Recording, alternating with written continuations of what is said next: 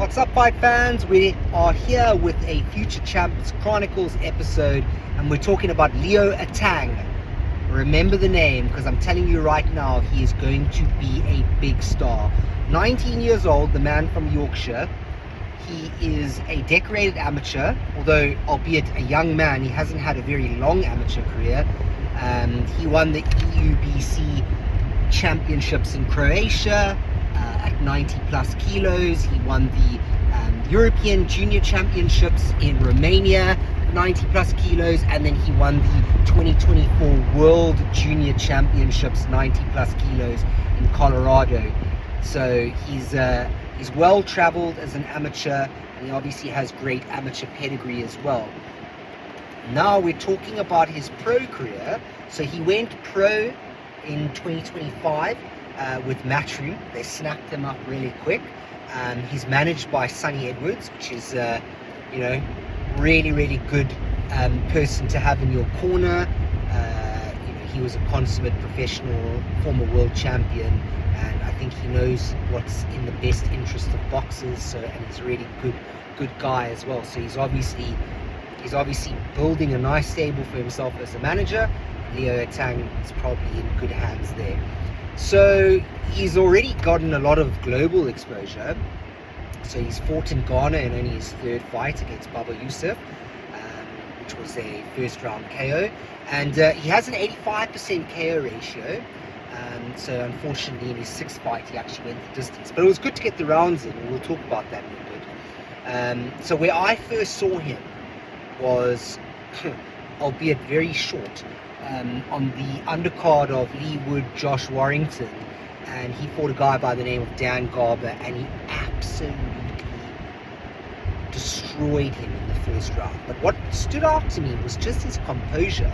He wasn't, obviously I think the amateurs has a lot to do with it, but he wasn't just kind of going in there all guns blazing. He picked his shots really well, and he dispatched off Dan Garber really quickly. And Dan Garber's, he's a solid journeyman, so it was a real statement victory. Then he fought a guy, a Belarusian, in his sixth fight. Shivarku is his second name. I can't remember what his first name is. And he actually frustrated him quite a bit.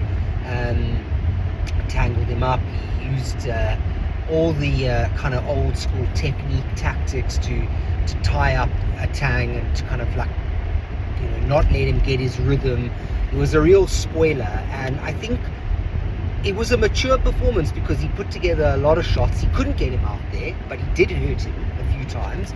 Not badly, but I think he was also quite happy to get the rounds in. And as frustrating as it is not to continue the knockout streak, because that's obviously what sells in the vert business, especially at the big boy level. It was a good one. It was a good litmus test for him, and I think he looked really good. Then he goes back to knockout ways against a guy called Fawad Swilly. If I'm pronouncing it correctly, in his last fight, it was about a month ago. And now he fights on his US debut, coming to America. They're billing it as coming to America Matchroom.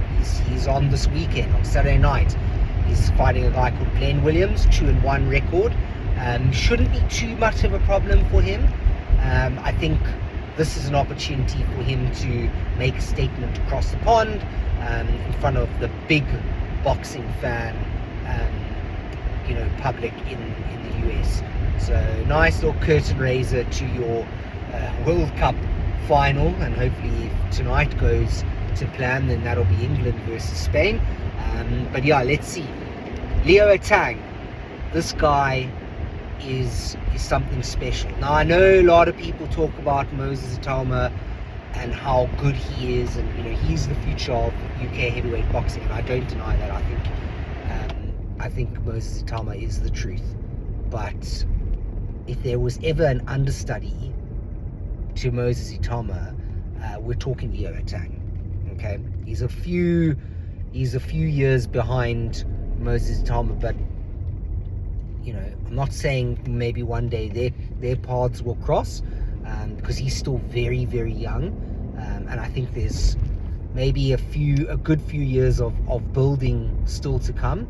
But you know, once he gets to the 10th, 11th, 12th fight and we start really seeing him get tested, questions start getting asked. And that's the same thing that we've seen happen with Moses Itoma, like really, really young heavyweights who are, you know, I mean, you can see Itoma's gone from Jermaine Franklin all the way now to Filip Hrgović, and if he beats Filip Hrgović and he beats him with style, you can't hold him back for too long. And I could see the same thing happening with Leo Atang, and then we might have a very, very tasty situation.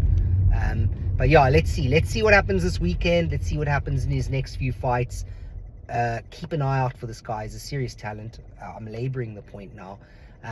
Like the video, let me know in the comments section if you see something different, and yeah, subscribe for more Future Champs Chronicles. Have a good Thursday. Oh, sorry, good Wednesday, everybody.